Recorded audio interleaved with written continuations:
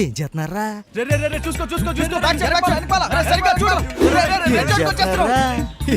ఏం చేస్తున్నారా? ఏం చేస్తున్నారా? ఎవరో లేరు, ఇక్కడ లేరు, ఎక్కడికి వెళ్ళిపోతారు బాబు? ఎవరో కనపడతలేదు. యారా ఊళ్ళో ఎవరు కనపడతలేదేటి? ఎందుకుంటారు బాబాయ్, కుర్రాళ్ళందరూ పనిలోకి పోయారు. పనులా?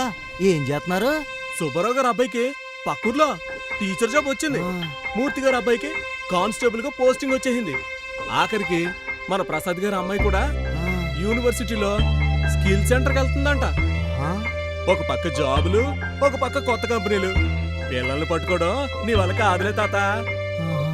ఏం చేస్తున్నావు తాత?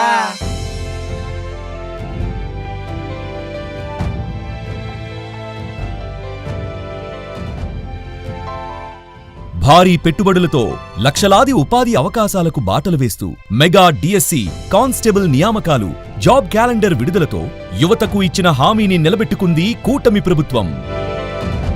ఇదే ప్రజల 2 ఏళ్ల నమ్మకం, అభివృద్ధి, సంక్షేమం.